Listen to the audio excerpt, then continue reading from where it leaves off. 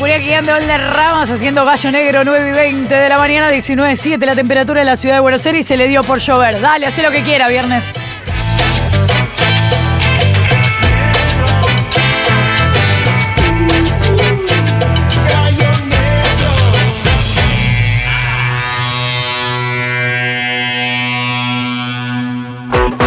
Ahora dicen, de 7 a 10 de la mañana, 3 horas de información, mate y harinas.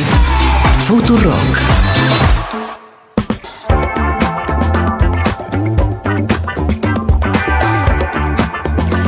A modo un poco de excusa, usamos el 17 de octubre para traerla porque es un gusto conversar con ella y aprovechamos sus conocimientos como historiadora y charlamos un poquito de todo, del panorama de hoy del 17 de octubre, pero también vamos a entrar un poco en algunas cosas que se repiten o no ahora respecto de lo que ha sucedido en la historia. Estoy hablando de Camila Perochena, que nos vino a visitar, que es historiadora, es profesora investigadora de la Universidad Torcuato Di Tella, autora del libro Cristina y la Historia, y la habrán visto en Odisea Argentina, en La Nación. El mejor programa de televisión argentina, podemos decirlo. El mejor programa de la televisión argentina. Periodístico, Gracias. Y así.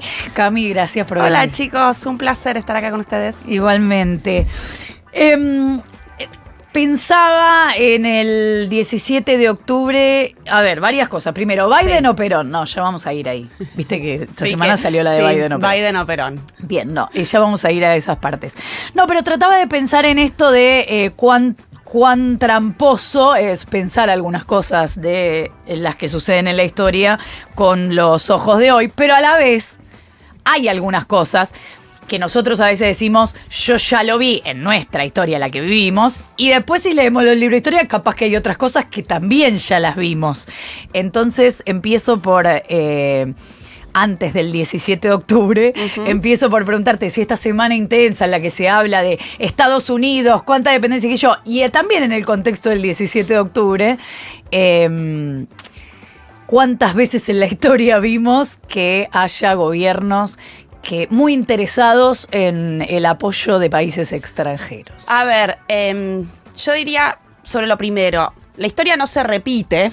O sea, a los historiadores nos gusta decir, la historia no se repite porque pensar históricamente implica pensar en las similitudes que puede tener presente con el pasado, pero también en las diferencias, ¿no? Entonces, bueno, mucho se habló esta semana de, por ejemplo, la coyuntura Braden o Perón, es decir, la coyuntura Braden o Perón es justamente en 1945, cuando el embajador norteamericano, que ya no estaba en el país, sino que era secretario para América Latina del Departamento de Estado, sacan el contexto electoral, en realidad ya en febrero de 1946, lo que llama el Libro Azul, que era todo un documento que buscaba mostrar las conexiones entre el régimen militar del 43 y la Alemania nazi, y acusar al régimen militar del 43 por violación de libertades políticas, lo cual en ese sentido era cierto, pero interviene directamente, tiene una intervención muy fuerte. Yo diría que hay una diferencia central entre esa intervención y la actual, y es que que para mí, esto es un apoyo económico, es algo completamente distinto, puede gustarlos o no, sí. Podemos discutir cuán autónoma es la Argentina o no, y es un contexto completamente distinto porque en 1945 la Argentina estaba mucho más aislada del contexto internacional y hoy estamos en un contexto de globalización. En 1945 la Argentina tenía un orden macroeconómico un poco más estable, hoy estamos agarrados con el hambre, ¿no? Entonces, digamos que hay muchas diferencias. Ahora, ¿qué momentos miró Estados Unidos a la Argentina? La realidad es que en 1945 a Estados Unidos no le importaba tanto. Sí le importaba Braden, había una preocupación porque le declaremos la guerra, por supuesto en el contexto de la Segunda Guerra Mundial, al eje, porque nos aliemos con los aliados. Había una preocupación, pero el momento en el que Estados Unidos empieza a mirar a América Latina es posteriores, en el gobierno de Kennedy con la Revolución Cubana. Es decir, lo que hace que Estados Unidos empiece a prestarle real atención a América Mire para Latina. abajo. Sí, es en 1959, cuando estalla la revolución en Cuba, Estados Unidos se da cuenta que que el comunismo puede extenderse por toda América Latina, que la Unión Soviética está mucho más cerca de lo que piensan. La amenaza comunista real. Claro. No la de ahora. No, y ahí yo diría que tenemos un apoyo económico fuerte de Estados Unidos para evitar eso, que es lo que se llamó la Alianza para el Progreso. No funcionó, no le sirvió para lo que quería. ¿Qué era la Alianza para el Progreso? Bueno, es una política exterior que inventa Kennedy, donde dice lo que nosotros tenemos que hacer para evitar que se extienda la revolución comunista al resto de los países latinoamericanos es ponerles plata para que se desarrollen y se puedan mantener como países democráticos y de esa manera alejar la amenaza comunista.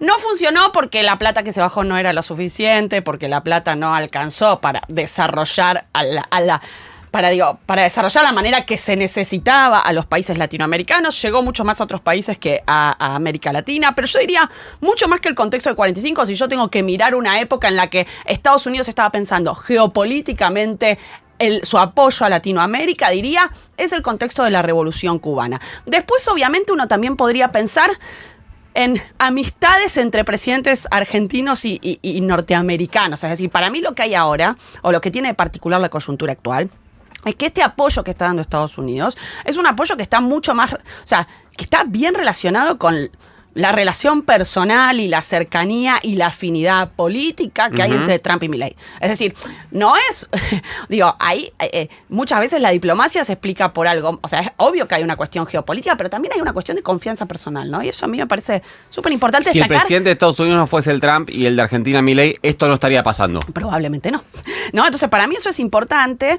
Y ahí en quién pienso, obviamente en Menem y Bush padre. Digo, para mí lo más cercano a eso es Menem y Bush padre, que hay un montón de, bueno, como siempre con Menem, ¿no? Hay un montón de anécdotas, digo, de Menem asumiendo en el 89, yendo a Estados Unidos, ya pensando, obviamente, digo, contexto, caída del muro de Berlín, fin de la Unión Soviética, entonces ya pensando directamente en dar el giro liberal y yendo a Estados Unidos, diciendo, tengo que hacerme amigo de este tipo, cena de gala de las Naciones Unidas, Menem se acerca a Bush padre, por supuesto tenía una mesa alejada allá en la otra punta, se acerca, se le sienta al lado en la mesa, todo el mundo diciendo, no va a ir, él se sentó al lado de la mesa de Bush, estuvo toda la noche hablando con Bush padre, se lo compró, se hizo amigo, al día siguiente tuvieron una bilateral y en esa bilateral, donde ya Menem había declarado a los periodistas, somos del mismo palo, como Bush y yo somos del mismo, ya había la barrera de la confianza, y al día siguiente en la bilateral, Bush padre le dijo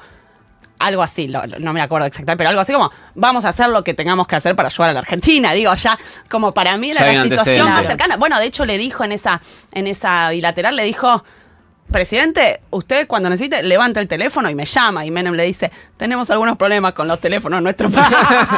Ahora, ¿querés comprar el tel? Pero bueno, después hubo un apoyo del FMI muy grande. Digo, ¿qué quiero decir con esto? Esa relación medio personal que aparte siguió después de que Bush dejó de ser presidente, siguió después de que Menem dejó de ser presidente. Esa relación personal significó un apoyo mutuo. Después Menem mandó naves al Golfo, digo, no fue solo Estados Unidos apoyando a Argentina, sino que Argentina también tuvo que hacer un giro geopolítico y diplomático importante. Pero yo diría que a mí me suena mucho más esa coyuntura que la de Braden, ¿no? Como la de Braden me parece que son muchas las diferencias. Y por ahí me parece que el punto de comparación, el anclaje, es la injerencia directa en un contexto electoral.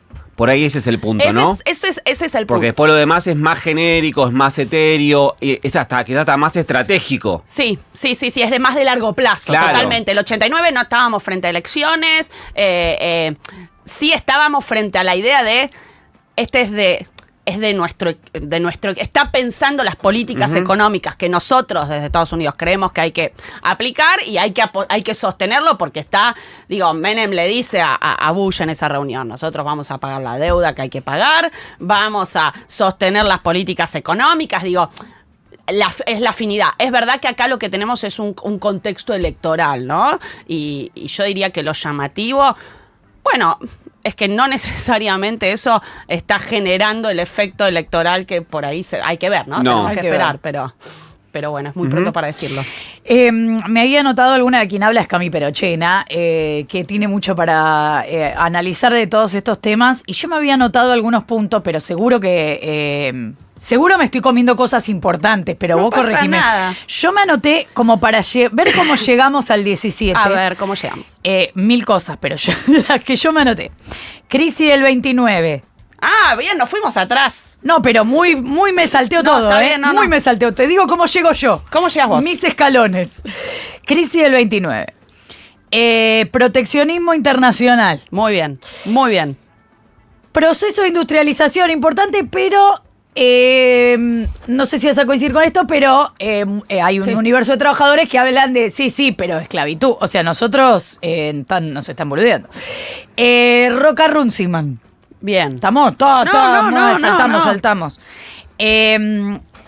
Escenario corrupción. Denuncia de corrupción. No, la política muy mal vista. Esto no es nuevo, chicos. Está bien. Muy está mal bien. vista la política.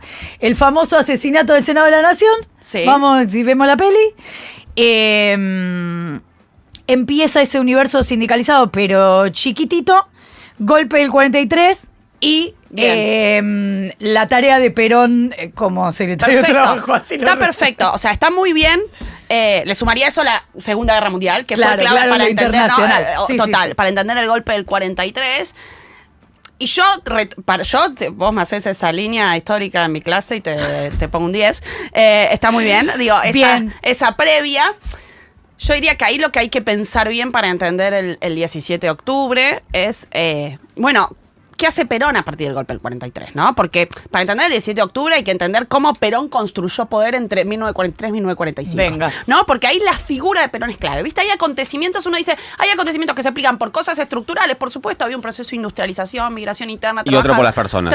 Pero también el factor individual es Total. importante, ¿no? Acá hay un texto hermoso de Juan Carlos Torres que se llama El factor Perón, ¿no? Donde él dice, hay cosas del peronismo que se entienden por el individuo que fue Perón, ¿no? Y el 17 de octubre es parte del factor Perón. Perón había vuelto hacía muy poco de la Italia de Mussolini. Perón había visto que Mussolini había logrado organizar a los trabajadores y a los empresarios, es decir, que Mussolini había evitado la revolución comunista cooptando a los trabajadores y cooptando a los empresarios, dialogando, dándoles beneficios, pero y excluyendo a los comunistas. Y Perón se daba cuenta que acá había una masa de trabajadores en disponibilidad, se podría decir. Es decir, que había muchos trabajadores que demandaban cosas, que estaban organizados sindicalmente, no al nivel de Italia en el sentido de que podían hacer una revolución, pero Perón temía esa posibilidad de la revolución comunista. Y se daba cuenta que la estrategia tenía que ser la del diálogo y no la represión. Es decir, la estrategia que se había usado con los trabajadores hasta ese momento era reprimir a los trabajadores que protestaban. Y Perón lo que había visto en Italia es, no, hay que negociar, hay que dialogar. Entonces Perón llega en el golpe del 43 y pide algo que nadie pide, que es el Departamento de Trabajo y Previsión. ¿Viste? Vos llegás a tener la repartija, decís, yo quiero Ministerio de Economía, Industria, Defensa, y no pedís un departamento. O sea, sos director nacional. Pero estás haciendo un gol. Como, bueno, pidió el Departamento de Trabajo y Yo Previsión. automáticamente pensaría, Qué gil. o al revés, es como, este está viendo una que yo no, Bueno, y no sé cuál es. Con el diario Y del no sé lunes, cuál es. hoy decimos la vio. Claro. Pero en ese momento. Era, sí, tomá. Se lo dieron con un Una monio. oficina vacía. Se lo dieron con un monio y desde el Departamento de Trabajo y Previsión el tipo empezó a construir poder muy desde abajo. Se empezó a reunir con los sindicatos, con muchos sindicalistas que habían sido hasta ese momento comunistas, los empezó a cooptar, empezó a preguntarles qué necesitan. Negociaciones colectivas todos los años con los empresarios, negociaciones colectivas, vacaciones pagas, aguinaldo, accidentes de trabajo, todo por decreto, no era un gobierno militar. Entonces empezó a ganar la confianza de los trabajadores, a construir poder. Ese Departamento de Trabajo y Previsión se convierte en una Secretaría de Trabajo y Previsión. Perón empieza a avanzar y a ganar poder, se convierte en ministro de Defensa, se va a convertir en vicepresidente, es decir, va a empezar a expandirse. Pero la idea original de Perón no era solamente cooptar a los trabajadores, que ya se estaban peronizando, pero todo desde abajo, ¿no? Era como ¿Pero ya algo había que un proyecto pasaba. de poder? ¿Ya tenía un proyecto de poder en la cabeza? Seguro. Seguro. Sí. Perón era era un animal político, ¿no? Y empieza a también querer cooptar a los empresarios. Digo, el proyecto era trabajadores más empresarios, como armonía social. Cuando se sienta con los empresarios en 1944 en la Bolsa de Comercio, Perón da un discurso donde les dice, les toca poner plata, ¿no? Como para evitar la revolución comunista, ustedes tienen que poner parte de sus ganancias. Y los empresarios, a diferencia de lo que pasó en Italia, le dicen, pero acá no hay una amenaza comunista. Como, acá en realidad el que está agitando a los trabajadores sos vos. No es que los trabajadores estaban por hacer la revolución. Hay un historiador que dice Perón era como un bombero piromaníaco para los empresarios, Claro. ¿no? Como, che, estás tirando nafta y nos venís a pedir a nosotros como una manguera para apagar el fuego, ¿viste? Como, entonces le dan la espalda a Perón. Y ahí cambia el proyecto original que tenía Perón, que era un proyecto con empresarios y trabajadores. Cambia porque Perón se da cuenta que su base de poder va a estar en los obreros, no en los empresarios. O sea, que los empresarios no lo van a apoyar.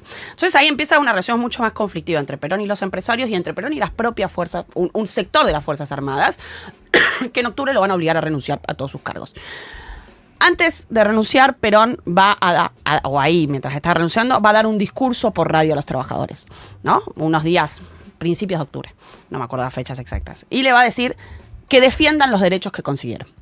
Después de eso, Perón va a ir preso a la isla Martín García. Ya en la isla Martín García empieza a rosquear. Él ahí le escribe una carta a Eva Perón, una carta donde dice, es una carta famosa, porque le dice, no sé, no me acuerdo cómo le decía, suponete corazoncito, por supuesto que no le decía corazoncito. Corazoncito, nos vamos, voy a salir de acá, nos vamos a ir a la Patagonia, a vivir ahí, nos alquilamos una casita, pescamos truchas, como vamos a tener una vida relajada. Hay quienes dicen, che, Perón estaba realmente pensando en retirarse. Y hay quienes dicen, no, en realidad esa era una carta que Perón sabía que lo iban a leer la inteligencia del ejército, ¿no? Como una carta que le iban a abrir y que entonces él estaba jugando el juego de, no, yo salgo de acá y me retiro, ya me cansé de la política, ¿no? No podía mandar el texto en una foto con bombita por Telegram. Claro, ¿viste? No podía. Entonces, bueno, está esa carta, ¿no? Pero igual es una carta hermosa porque, bueno, Juan Carlos Torre, por ejemplo, tiene un texto como que dice, ¿qué hubiese pasado si no hubiera habido 17 de octubre? Y en ese texto dice, bueno, capaz Perón quería retirarse. Salía y decía, bueno, ya está, ¿no? Y ahí la historia hubiese sido otra. No a mí, suena. no sé, no lo creo, pero bueno. Mientras está en Martín García, los trabajadores empiezan a organizarse. Acá hay un punto importante. Los sindicatos tienen un rol importante. Ahí hubo todo un debate entre la memoria que el peronismo y sobre todo Perón quiso construir a posteriori sobre el 17 de octubre y lo que los documentos dicen, ¿no? Perón quiso minimizar un poco el rol que tuvieron los sindicatos en el 17 de octubre, mostrando el 17 de octubre como una especie de marcha espontánea del pueblo, ¿no? Bueno, muchos historiadores lo que dicen, no, el sindicalismo, la CGT era un poco más pasiva, no tenía el poder que, bueno, ahora tampoco tiene, pero que tuvo históricamente la CGT durante la historia del peronismo, era una CGT, pero sí los sindicalistas tuvieron un rol central en empezar a reunirse, a decir, ¿qué hacemos? Hay que hacer algo, es decir, había redes sindicales en todo el país que empiezan a tejer para tratar de decidir qué hacer frente a Perón preso los días previos, ¿no? Hay diferencias, la CGT dice hagamos un paro el 18 de octubre. La cuestión es que finalmente se decide que salir el 17 de octubre. En realidad se decide sectores sindicalistas más combativos, que la CGT que era un poco más pasiva, van a movilizar a los trabajadores el 17 de octubre. Es decir, no es que fue completamente espontáneo lo del 17 de octubre. Las redes sindicales tuvieron, si no es imposible explicar ese nivel de movilización que hubo.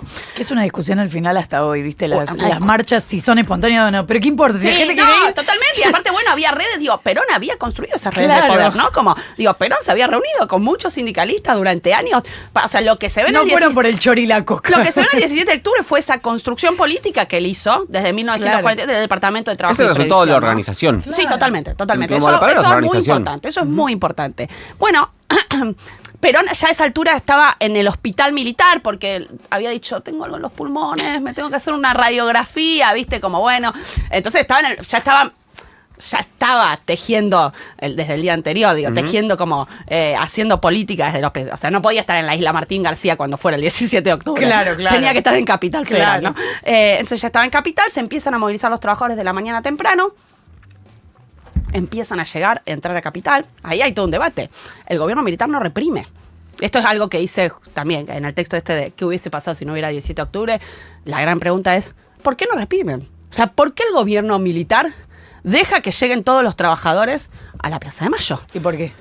Bueno, ahí hay toda una hipótesis sobre Ábalos, que es el que tenía que reprimir, y si mal no recuerdo, porque este texto lo leí hace muchos años, Torre dice algo así como, bueno, Ábalos había, en una represión que había sido en 1943, había perdido hombres suyos, o había habido como, por una cuestión más bien psicológica de Ábalos, también puede ser por una cuestión de internas dentro de las Fuerzas Armadas, Claro, ¿no? claro. Como había grupos dentro de las Fuerzas Armadas que apoyaban a Perón. La cuestión es que no hay represión el 17 de octubre. Los trabajadores empiezan a llegar por oleadas durante todo el día y no se van de la plaza.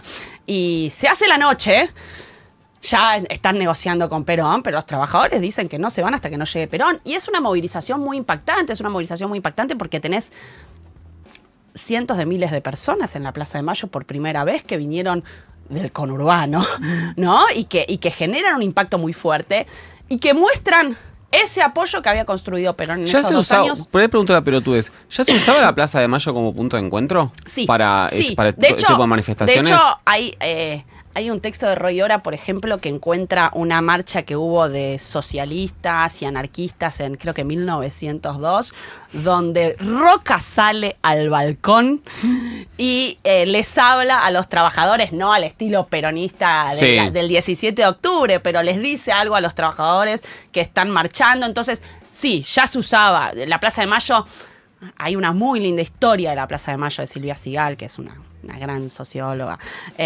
donde muestra cómo se va resignificando la Plaza de Mayo como lugar de encuentro, lugar de protesta. Entonces, sí se usaba, pero yo diría que lo inédito del 17 de octubre es, en principio, la cantidad de gente. Claro. ¿No? Digo, si uno mira los videos del 17 de octubre, bueno, que están en... Sí. donde de Sinfonía de un Sentimiento tenemos mucho... si uno mira los videos del 17 de octubre, hay algo muy impactante de la cantidad de gente... Digo, de lo que se genera ahí, porque, la gente está, Perón. Digo, ahí sí lo que tenemos es un primer diálogo entre Perón y los trabajadores.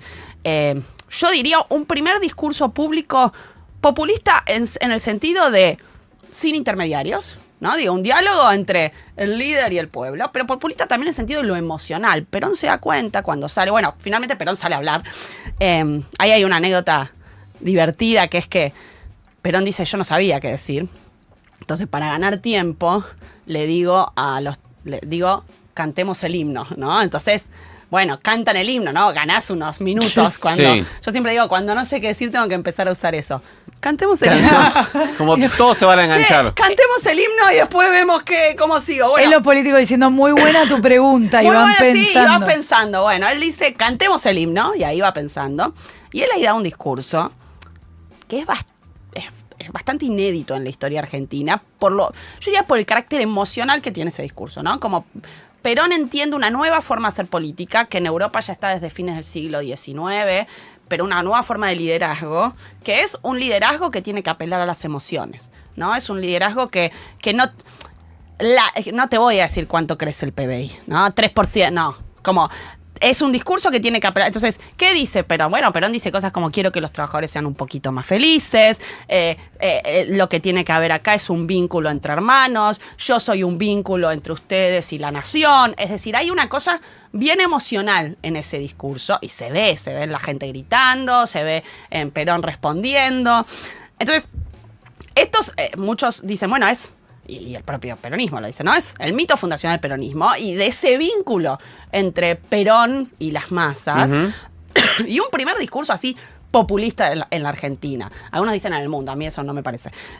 Hay otros, ¿no? Pero digo, es un primer ritual, ¿no? Y es un ritual que después se va a convertir en un ritual fijo del peronismo, donde todos los 17 de octubre, primero Perón, pero después otros presidentes, no todos, pero la mayoría de los presidentes peronistas, le van a hablar al pueblo en la plaza, ¿no? Y van a tejer esa relación directa entre el pueblo y el líder del partido. Pero, bueno, entonces tenemos ahí ese mito fundacional del peronismo, pero para mí lo interesante también del 17 de octubre es... Tome nomás. Sí, pues me quedo sin voz. No, para mí lo interesante también es cómo después se forja la memoria del 17 de octubre. Porque lo que empieza a ver después de ese 17 de octubre, Uh-huh. y ahora sí se parece un poco a la cosa más actual, es una interna. Obviamente, es una interna, gracias, entre los laboristas y los peronistas, o entre los sindicalistas y los políticos. Es decir, Perón gana las elecciones en 1946, pero Perón gana las elecciones no con el partido peronista. Perón gana las elecciones con una coalición heterogénea, donde estaba el Partido Laborista, estos sindicalistas que armaron el Partido Laborista para las elecciones, pero eran los que habían hecho el 17 de octubre, Uh-huh. ¿no? Y otros sectores más políticos de la Unión Cívica Radical, Junta Renovadora, ¿viste? Distintos grupos.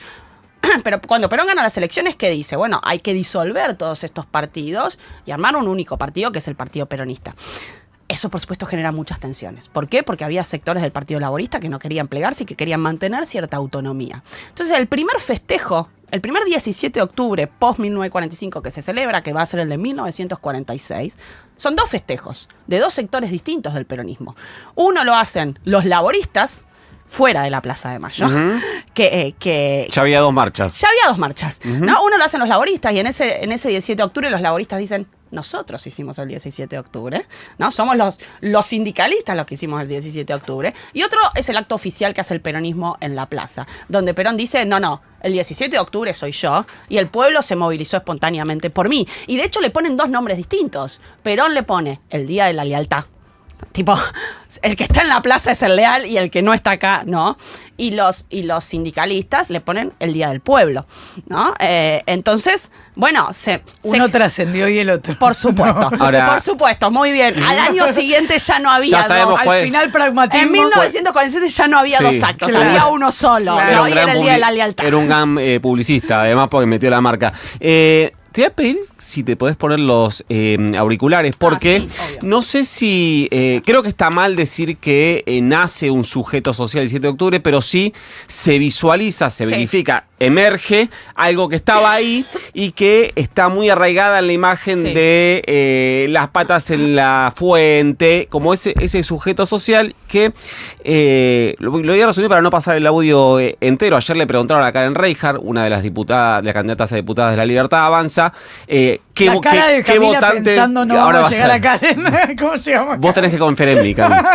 Le preguntan qué voto va a ir a buscar y dice, vamos a buscar el voto de los que no fueron a votar, el voto del PRO, porque después hay otro voto que es una enfermedad mental. Ujú. Utiliza el término enfermedad mental, le repreguntan, le dice, che, ¿de verdad dijiste enfermedad mental? Y ella con mucha convicción dice que sí y describe, y acá donde yo hablo de este sujeto social, describe así a este sujeto social. Escucha. Recién, Hola, ¿qué no sé tal? si yo entendí mal, lo dijiste enfermedad mental, ¿puede ser? O...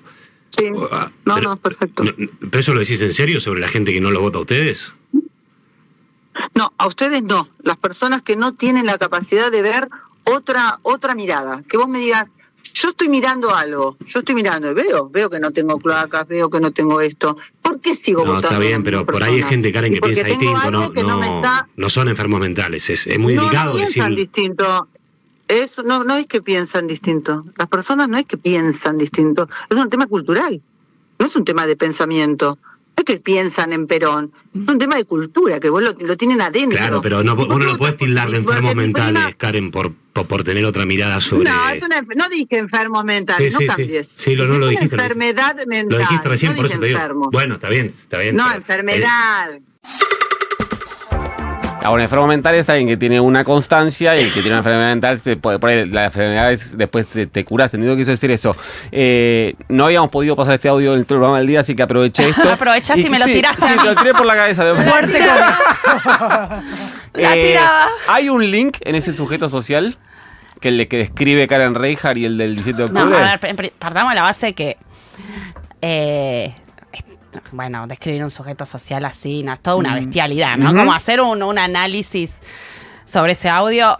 O sea, a mí a lo primero que me lleva es a las dificultades que hay en nuestro país para aceptar el pluralismo político. Y esto es algo que sí viene de hace mucho tiempo. Digo, esta idea de si no piensan como yo no tienen ninguna legitimidad o no piensan, bueno, sería decirlo como no tienen ninguna legitimidad, por supuesto que es un nivel de sofisticación que Karen Claro. no maneja, ¿no? Ella directamente dice son enfermos mentales, pero quiero decir, como esta idea de si no piensan como yo, no pueden formar parte de la comunidad política.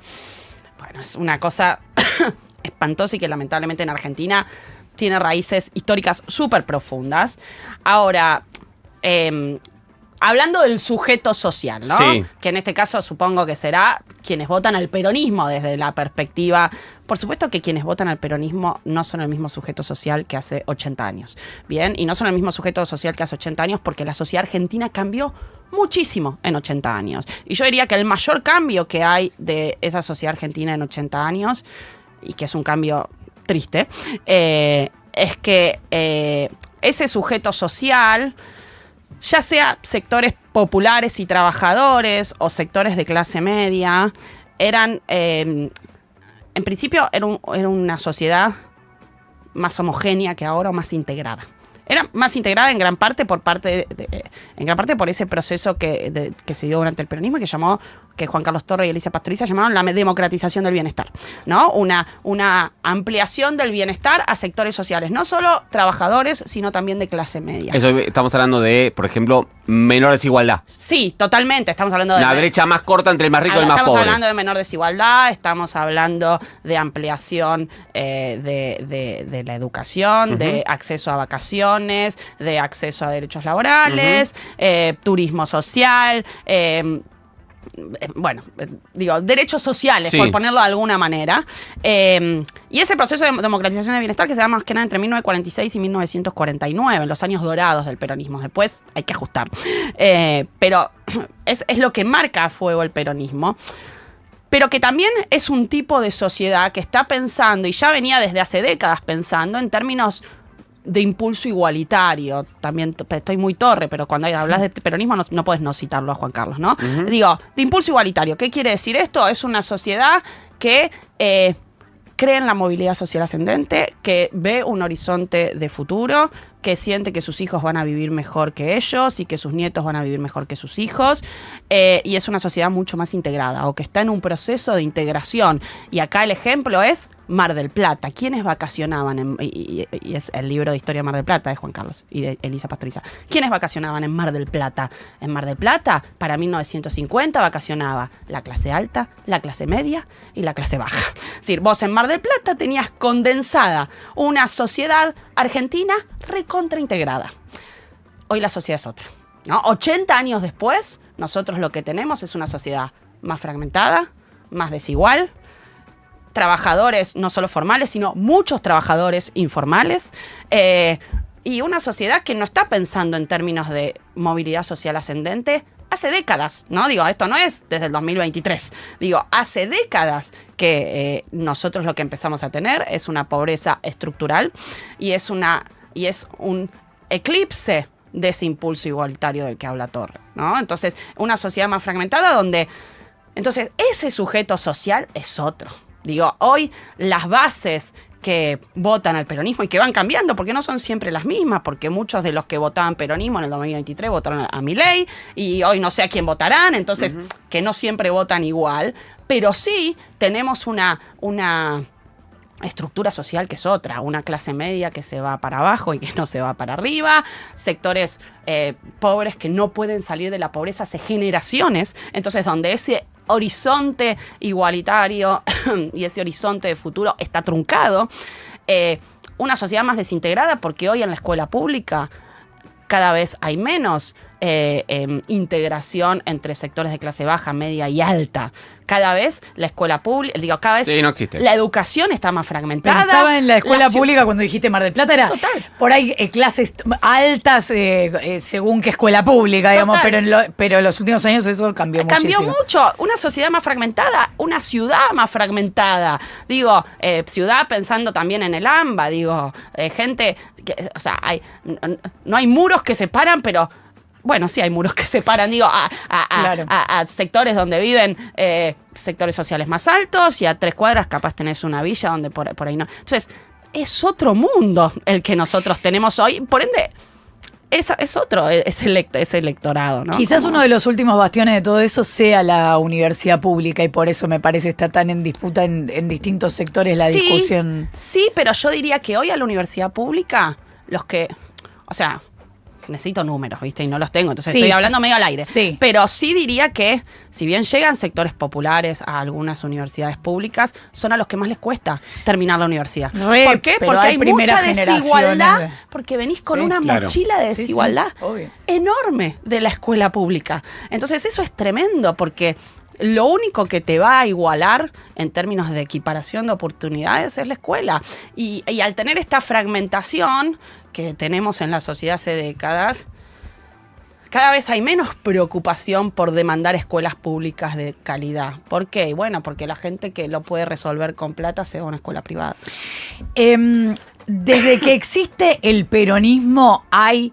No antiperonismo, porque esto que vos decís, la interna fue desde el día 1, pero desde que existe el peronismo hay gorilas. Bueno, qué sé yo, la categoría gorila viene después, ¿no? Viene en el contexto ya donde esa convivencia se hace imposible. Voy a recomendar un libro. Venga. Pablo Pisorno escribió salió hace muy poco un libro de Pisu que se llama Los partidos antiperonistas, donde estudia cómo nace el antiperonismo. Y una de las cosas que dice Pablo que está buena es, hay algo de ese antiperonismo que está antes del peronismo. Que nazca el peronismo, totalmente. Que está relacionado también con el contexto de la Segunda Guerra Mundial y con una serie de partidos que empiezan a pensar en términos de fascismo y antifascismo, ¿no? De eje y aliados, y que empiezan a tener un discurso pro democracia y donde el clivaje, cuando se hace el golpe del 43, se arma en esos términos. Se arma, nosotros somos la democracia y ustedes son los nazifascistas, ¿no? Los simpatizantes con el fascismo. Mientras que el peronismo va a proponer otro clivaje que está relacionado con el pueblo y la oligarquía, ¿no? Entonces, ahí lo que empezamos a tener son dos lecturas distintas, podríamos decir, de la realidad dos formas de dividir en dos. Sí, totalmente. Dos clivajes distintos del arco político y que un poco se mantienen después de la guerra. Y se mantienen después de la guerra. Yo diría que acá hay un proceso de retroalimentación, ¿viste? Es difícil decir quién empezó primero. Bueno, la realidad es que fue como una espiral con marchas y contramarchas, pero digo, vos tenés a Perón diciendo, bueno, ustedes son la oligarquía, a la oposición diciendo, no, vos sos el fascismo, nosotros somos la democracia, y de eso de a poquito va avanzando.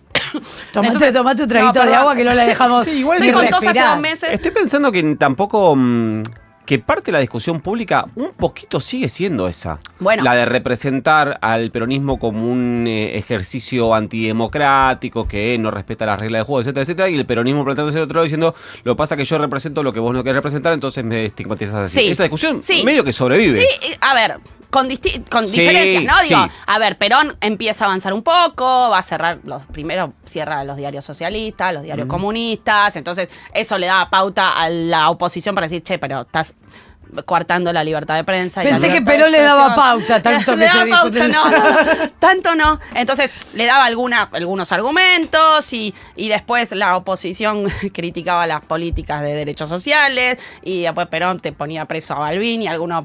Entonces, digo, empezaba a haber una espiral que es una espiral que se va de las manos y se descontrola, y ahí yo creo que empieza algo que es la recíproca de la legitimidad, así lo llama Alperín Dongui, que dice, bueno, en Argentina vivimos como una permanente negación recíproca de la legitimidad, es decir, vivimos como Total. con una idea de que o soy yo, o sea, alguno tiene que estar excluido de la comunidad política porque mi opositor es ilegítimo, ¿no? Entonces empezamos a tener una dinámica política. El reconocimiento de la imposibilidad de la convivencia. Sí, total. O sea, como... Ni hablar de la discusión. La imposibilidad del pluralismo, ¿no? La imposibilidad del pluralismo político. Las dificultades para procesar los disensos, ¿no? Eso, por supuesto, ya se empieza a ver con fuerza en 1952 cuando se da un proceso que se llama de peronización de las instituciones, después de la muerte de Eva, ¿no? Empieza a, bueno, si eras funcionario y si eras parte del Estado tenías que estar afiliado al Partido Peronista, bueno, los libros en las escuelas que conocemos, digo, de las escuelas primarias, y también empieza a haber una disputa con la Iglesia. Eso es lo que hace que todo se vaya... ¿Por qué? Porque la Iglesia empieza a decir, che, esto de que Evita sea jefa espiritual de la nación no nos cierra.